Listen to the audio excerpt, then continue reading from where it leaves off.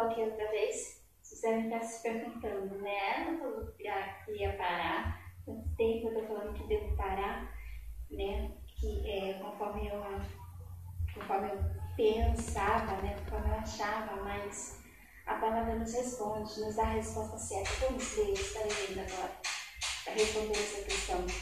Hebreus, capítulo 3, versículo 13, que diz: Antes, exortai-vos uns aos outros todos os dias, durante o tempo que se chama hoje, para que nenhum de vós se endureça pelo engano do pecado. Então, é o que tenho pregado todo o tempo, né? Que eu estive durante toda a minha vida, eu estive cega do que o Pai estava nos revelando. Eu estava no engano, né? Que o pecado engana. Aqui diz o pecado do engano. O pecado faz a pessoa pensar que o santo é ele fazer da obra de Deus o uso da lei dos homens vestindo para ficar bonitinho e ficar decente, não ficar aquela obra decente que é a criação de Deus. Esse é o engano do pecado. O pecado faz a pessoa fazer da obra de Deus vergonha. É como Jesus chama a obra de Deus em Apocalipse 16, 15, ou 15, 16, não para a memória, acho que 16, 15. E então, não nos deixemos desenganar, porque a palavra de Deus nos revela verdades para nós olharmos, lermos, prestarmos atenção, examinarmos, porque tem algumas versões da palavra,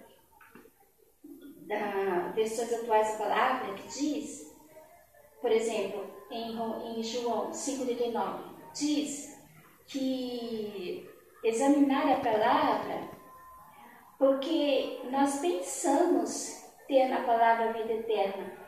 Porque se a gente examinar a palavra, é como se estivesse falando, se a gente examinar a palavra, a gente vai ver que não é caminho de luz, caminho para a nossa vida, caminho de vida eterna. Gente, a gente precisa prestar atenção nessas versões atuais que estão fazendo da palavra e estão deixando a tradução original da palavra, que todos conhecem, para essas atualidades, essas versões atuais que distorcem o que o Pai está nos revelando. Inclusive, nessas versões atuais, eu estive descobrindo pela Bíblia de minha sobrinha mesmo, que ela esteve lendo para mim alguns versículos junto comigo, e eu vi que realmente essas versões atuais não revelam o que o Pai está revelando. E inclusive em Romanos 5, que fala sobre o pecado original, que na versão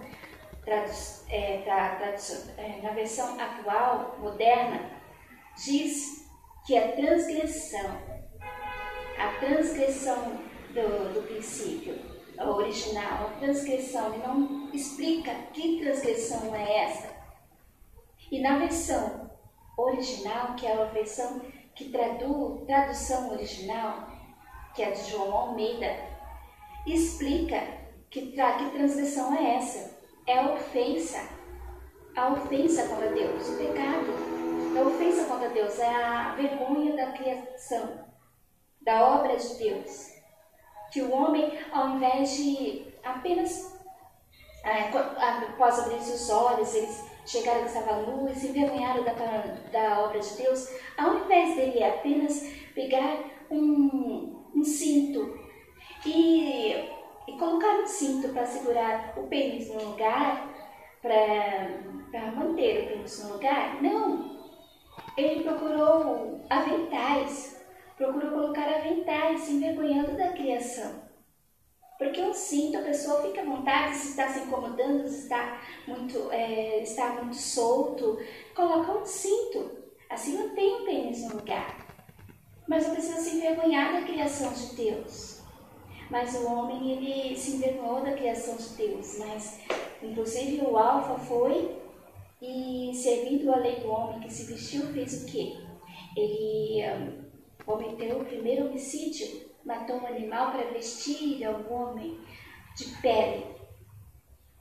Então, assim diz em João 8,44, Vós tendes por pai o diabo, que é o homicida desde um princípio. Princípio significa alfa. E o primeiro homicídio que aconteceu foi a morte do animal para usar as suas peles para quê? Para alimentar a inimizade contra Deus que o homem criou, a vergonha da obra de Deus, para alimentar a lei do homem que é que se vestiu. Foi o que o alfa fez e chama ainda a criação de Deus de vergonha, chama a criação de Deus até mesmo de diabo. Outra vez eu estarei pregando sobre isso. Dessa vez eu estarei lendo aqui. Dessa vez eu estarei lendo aqui, desculpa. Dessa vez eu estarei aqui lendo para vocês umas pesquisas que tenho feito. E lerei sobre Romanos 11, né, que eu escrevi no blog, eu sempre escrevo no blog, né, algumas coisas que eu acho importante para conhecimento e edificação das pessoas, eu escrevo no blog. Então eu escrevi no blog sobre o anjo que eu frutifiquei para Deus usar para o seu reinado, né, para obrar o seu reinado, que é a palavra que eu obrei sobre santificar o despertar injusto, né, até que seja justo o despertar. E então eu frutifiquei esse anjo para que Deus use para o seu santo reinado, que foi a primeira ordem que ele deu ao homem, né, frutificar. Então, Deus lhe promete misericórdia para o seu povo e a todos, chegando até aos gentios, até nós. Então, para que Deus realize a sua obra com misericórdia, alcançando a todos, eu frutifiquei esse anjo e espero que Deus possa usar para a sua obra de misericórdia. Em Romanos 11, versículo de 30 a 32, vamos estar lendo. Romanos 11.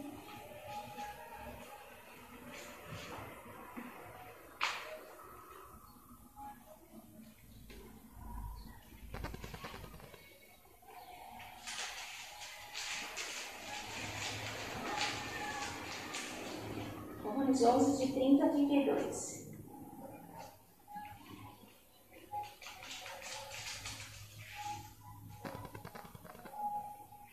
Diz assim: porque assim como vós também,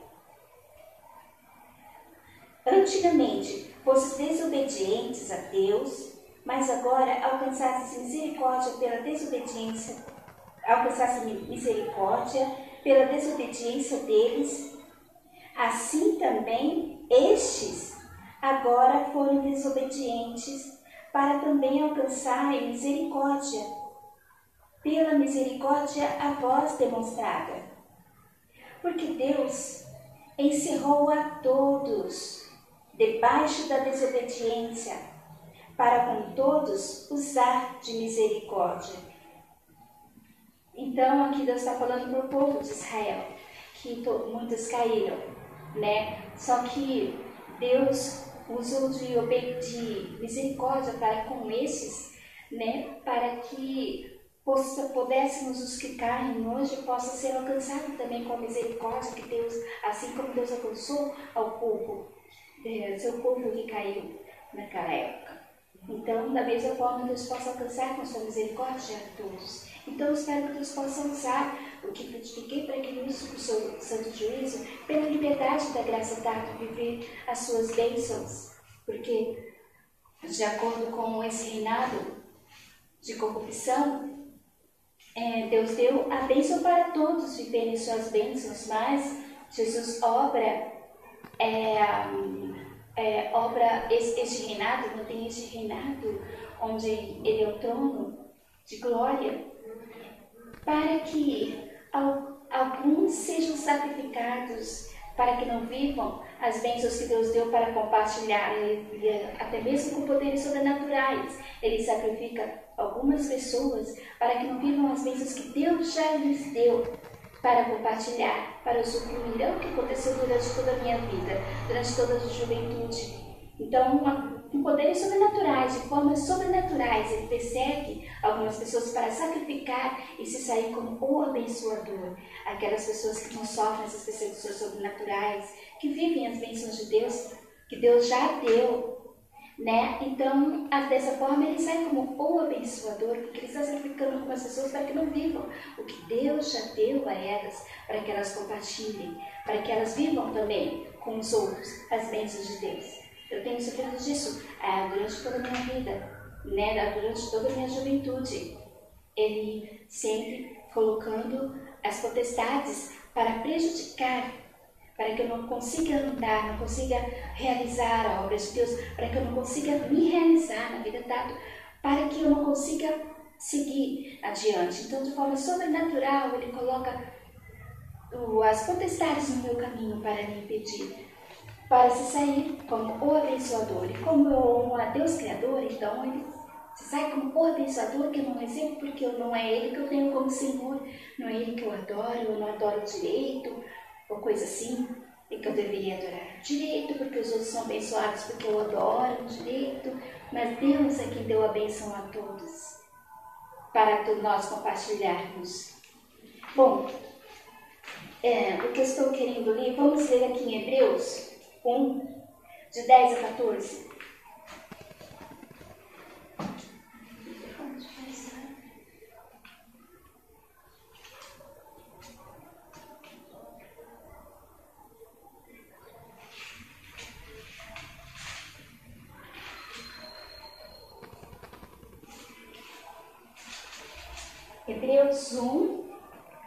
Hebreus capítulo 1, de 10 a 14, que diz assim: E tu, Senhor, no princípio fundaste a terra e os céus, são obras de tuas mãos. Eles perecerão, mas tu permanecerás, e todos eles, como roupa, se envelhecerão, e como um manto os enrolarás, e como uma veste se mudarão, mas tu és o mesmo, e os teus anos não acabarão. E a qual dos anjos disse jamais, ou seja, jamais disse: Assenta-te à minha destra, até que ponha os teus inimigos por escabelo de teus pés. Não são, porventura, todos eles espíritos ministradores, enviados para servir a favor daquele que hão de herdar a salvação? Então, para quem que Deus falou isso, né? Até que eu ponha os inimigos pelos cabelos de seus pés? Para quem Deus falou? Para os ministradores que defendem a obra de Deus, que defendem aqueles que são a favor da obra de Deus. Eu fui agraciada por essa palavra no meu aniversário de 2015, se não me falha a memória, que eu abri a Bíblia aqui, eu estava fazendo o programa, abri a Bíblia para ver o que Deus poderia falar comigo, e Ele me abençoou com uma palavra parecida, né? Eu publiquei no vídeo e no blog também, né? Com uma palavra parecida. Eu agradeço a Deus por essa palavra. E então, eu gostaria de falar sobre como Deus trata essas vestes que o homem usa, como uma coisa uma coisa banal, uma coisa que se troca, né, que se muda. Ele falou como vestes se trocarão, se mudarão. Então, eu prefiro realmente estar colocando essas vestes aqui que é banal e que busca a Deus Criador, mas que busca a Deus Criador, do que estar trocando o que Deus reconhece como vestes, que é o nosso corpo. Trocar por um outro corpo, né? Perder essa graça, né? Morrer seria perder essa graça e ser trocada por um outro corpo. Não. É assim que diz a palavra, como vestes que Deus reconhece, vestes como que Ele dá no corpo. Deixa eu continuar ler aqui, Deus é sempre o mesmo, não envelhece e não muda, mas todos os espíritos de suas obras nos céus e da terra envelhecerão como roupa que vestem. E como a veste que mudam e colocam outra, todos mudarão também as vestes que Deus lhe deu, que é o seu corpo natural, que é o que Deus reconhece como veste, para que Ele deu, e da mesma maneira a troca. Deus lhe deu que é o seu corpo natural, que é o que Deus reconhece como veste que Ele deu, e da mesma maneira a troca, a veste que Ele deu. Assim é o que nós lemos a palavra. As pessoas vivem se fazendo loucos com as confusões babilônicas, dizendo, é maldade, não é maldade, porque só importa para eles viver. As bênçãos de Deus não se importa com a verdade, do que Ele está fazendo de injusto contra aquele que lhe deu tudo. Então, as pessoas vivem se fazendo loucos com as confusões babilônicas, mas Deus não é Babilônia, mas sim vida e verdade. Por isso, lhe importa instruir as pessoas no caminho da verdade com severidade, para que não se endureçam no engano do pecado. Caso você seja um pregador da verdade pela fé e não pela graça eleita de Deus, mas sim como a raça, nação eleita de Deus, 1 Pedro 2, 9 e 10. Ele espera então, caso você seja essa geração eleita de Deus, a raça eleita de Deus, Ele espera que você seja um pregador da verdade, com severidade, porque se não é pela graça eleita de Deus, que se é pela fé, por ser a geração eleita de Deus, apenas pela fé, que você é um pregador, que seja então um pregador da verdade, com severidade. Vamos ler lá em Romanos 11, porque eu pretendia ler esse capítulo inteiro. Pretendo ler, né? Vamos estar lendo agora então.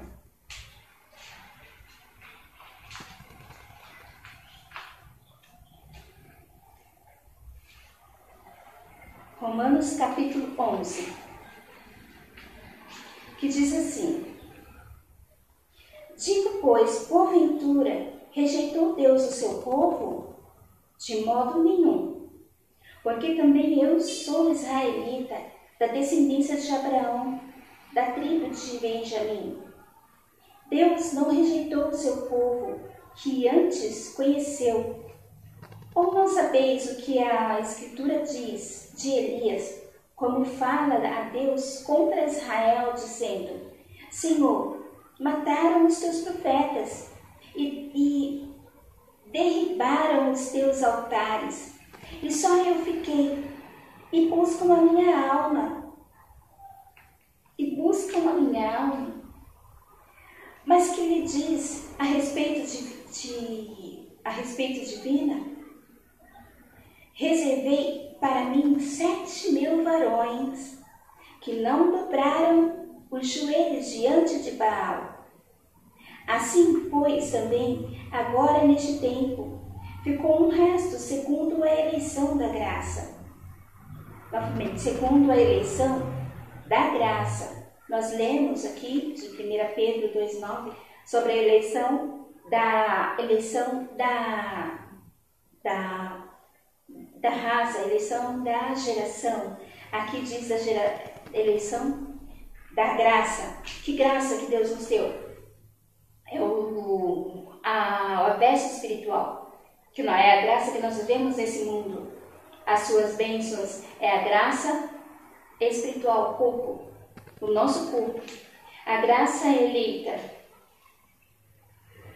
Mas se é por graça, segundo a eleição da graça, versículo 6. Mas se é por graça, já não é pelas obras. De outra maneira, a graça já não é graça. Pois que O que Israel buscava não o alcançou, mas os eleitos o alcançaram e os outros foram endurecidos. Como está escrito, Deus lhes deu espírito de profundo sono, olhos para não verem e ouvidos para não ouvirem, até ao dia de hoje. E Davi diz: torne-se-lhes a sua mesa em laço. Torne-se-lhes a sua mesa em laço, e em armadilha, e em tropeço por sua retribuição. Escureceu-se-lhes os olhos para não verem, e encurvem-se-lhes continuamente as costas. Digo, pois, porventura tropeçaram para que caíssem? De modo nenhum. Mas pela sua queda veio a salvação aos gentios, para os incitar à emulação. O que significa emulação? Emulação significa rivalizar. Emular significa rivalizar, competir, né? Emulação é rivalidade.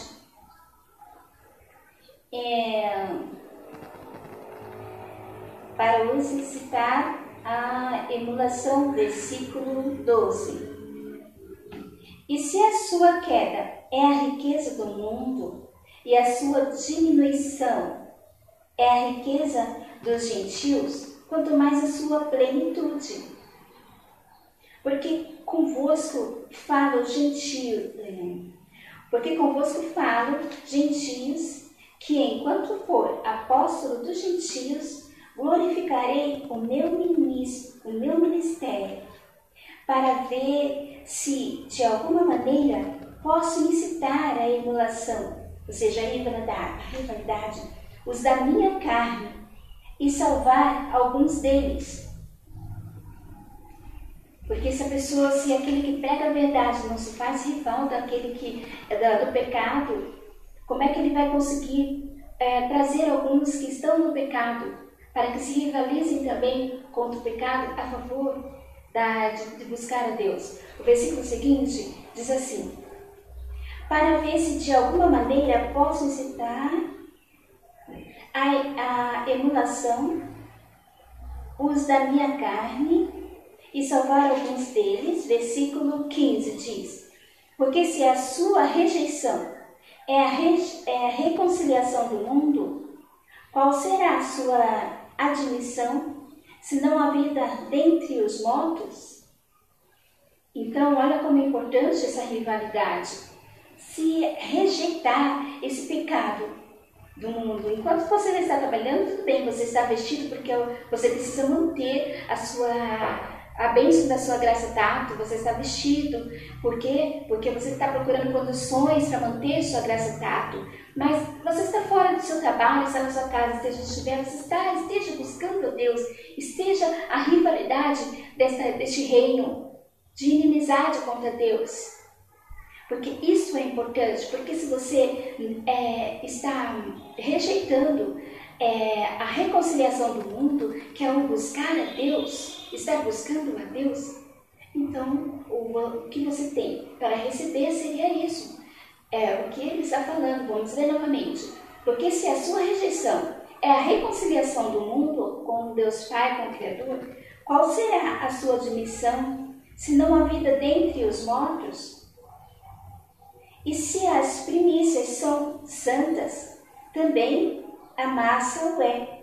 Se a raiz é santa, também os ramos o são. A raiz é Deus Pai, Deus Criador. Então é a Ele que nós devemos buscar, nos voltar, né? A raiz é santa, também os ramos o são. E se alguns dos ramos foram quebrados, e tu sendo zambujeiro. O que seria jambujeiro? Jambuzeiro, você pode estar olhando no dicionário ou pesquisar na internet, você encontra também. Zambujeiro é uma oliveira brava, infrutífera, incapaz de dar frutos. impróprio para o consumo. Isso é a zambujeira. E, novamente, e se 17. E se alguns dos ramos foram quebrados, e tu, sendo zambujeiro, fosses enxertado em lugar deles, e feito participante da raiz e da seiva da oliveira. 18. Não te glories contra os ramos, e se contra eles te gloriares, não és tu que sustentas a raiz, mas a raiz a ti. Como você pode, só porque você está firme na verdade, você vai se gloriar, porque não é você próprio que está dando vida a você mesmo, como um zambujeiro. É a raiz. É a raiz que dá vida. Mesmo que você seja um zambujeiro, você, quem está dando vida a você pela sua fidelidade a Deus, fidelidade à verdade, é a sua raiz, é Deus que está vendo a verdade em você. Então, Ele está sendo o seu sustentador. Então, não importa que você seja fiel a Deus, como um zambujeiro, você seja fiel a Deus, porque Ele é a vida, Ele é o poder de vida, é Ele que você deve a fidelidade, trazer o mundo para que busque também. 18 novamente. Não te glories contra os ramos, e se contra eles se gloriares, não és tu que sustentas a raiz, mas a raiz a ti. Dirás, pois, os ramos foram quebrados para que eu fosse enxertado. Está bem, pela sua incredulidade foram quebrados. Muitos ramos são quebrados porque são incrédulos. Eles não creem que Deus é o Criador e que nós devemos a Ele a honra. Muitos são quebrados da oliveira, por quê? Porque eles estão com o coração longe da verdade, não se dão as costas à verdade. Então, esses ramos acabam sendo quebrados, não voltam para Deus Criador, não voltam para buscar o Deus Criador. Então, por causa dessa incredulidade, eles foram quebrados. E tu, continuando, versículo 20, e tu estás em pé pela fé. Então, não te ensoberbas, mas teme. Então, as pessoas, a ração eleita, a geração eleita, que é pela fé, que obra, não pela graça que Deus deu, que você busca a Deus Criador, buscando a Deus Criador pela sua graça. Se não é pela sua graça, pela fé, então seja pela verdade, porque isso é Deus Pai. Buscando a Deus Pai, em verdade, não se ensoberbeça sobre os outros que caíram, porque a sua raiz é Deus Criador, é Ele que você deve fidelidade, não por si mesmo, porque nós não podemos nada por nós mesmos, porque Deus é a nossa vida, Deus é a nossa raiz, então você deve a Ele essa fidelidade.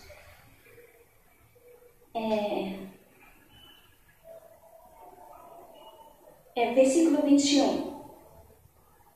Porque se Deus não poupou os ramos naturais, porque os ramos têm ramos naturais que foram quebrados, mesmo sendo naturais, não buscam a Deus Criador, se envergonham assim como Caim, se envergonham da sua obra, da sua criação. Então, porque se Deus não poupou os ramos naturais, teme que te não poupe a ti também, se como um zambujeiro, teme que te não poupe a ti também. Considera, pois, a bondade e a severidade de Deus. Severidade de Deus é o que importa, porque Ele é a verdade, Ele não é a loucura que os homens fazem, dizendo, verdade, nos deixe em paz, que viver seus bens seja muito bom. Ele é a vida e a verdade, é isso que você deve ser, isso que você deve buscar. Considera, pois, a bondade, 21 novamente, porque se Deus não poupou os ramos naturais, teme que te não poupe a ti também. Considera, pois, a bondade e a severidade de Deus, para com os que caíram, severidade, Mas para contigo, a benignidade de Deus, a sua raiz é benévola, a raiz de Deus, ela nos alimenta, nos dá vida, nos dá fruto. A raiz de Deus é benevolente, é benignidade, é permanecer, se permaneceres na sua benignidade. De outra maneira, também tu serás cortado. Tu, Jerusalém, que não permanece na benignidade de Deus, também é cortado. Benignidade é buscar a vida e não se conformar com esse mundo de corrupções, de sofrimentos, de agonias que as pessoas se condenam, se entregam, de corrupções que as pessoas se entregam. Temos que buscar o Deus Criador, Ele é a vida, que Ele é responsável pela nossa vida. Também é cortado tudo isso, versículo 23. E também eles, se não permanecerem na incredulidade, serão enxertados, porque poderoso é Deus para os tomar a enxertar. Porque se tu fosses cortado do natural, zambujeiro, e contra a natureza, com a natureza zambujeiro, enxertado na boa oliveira, que é Deus Pai, quanto mais esses que são naturais serão enxertados na sua própria oliveira, se deixar a incredulidade. Versículo 25. Porque não quero, irmãos, que ignoreis este segredo, para que não presumais de vós mesmo, que o endurecimento veio em parte sobre Israel, até que a plenitude dos gentios haja entrado. E assim todo Israel será salvo, como está escrito: de Sião virá o libertador, e desviará de Jacó as impiedades. E este está o meu conserto com eles, quando eu tirar os seus pecados. 28. Assim que, quanto ao Evangelho, são inimigos por causa de vós, mas quanto à eleição, amados por causa dos pais. Porque os dons e a vocação de Deus são sem arrependimento. Versículo 30. Porque assim como vós também, antigamente, nós já lemos esse versículo, antigamente, fostes desobedientes a Deus, mas agora alcançastes misericórdia pela desobediência deles. Assim também, eles agora foram desobedientes, para também alcançarem misericórdia, pela misericórdia a vós demonstrada. Porque Deus encerrou a todos debaixo da desobediência, para com todos usar da misericórdia. Os versículos seguintes é um hino de adoração. E eu achei muito importante ler esse versículo, porque eu sonhei com um bebê, inclusive, que estava preocupado comigo, dizendo que eu deveria silenciar, porque vem uma ameaça contra mim. E eu achava que eu deveria parar de silenciar e deixar Deus agir. Mas o que Deus quer é que nós sejamos realmente, que a gente persevere na verdade, para que os corações não se endureçam no engano. Porque o problema é a pessoa se conformar, se endurecendo no engano.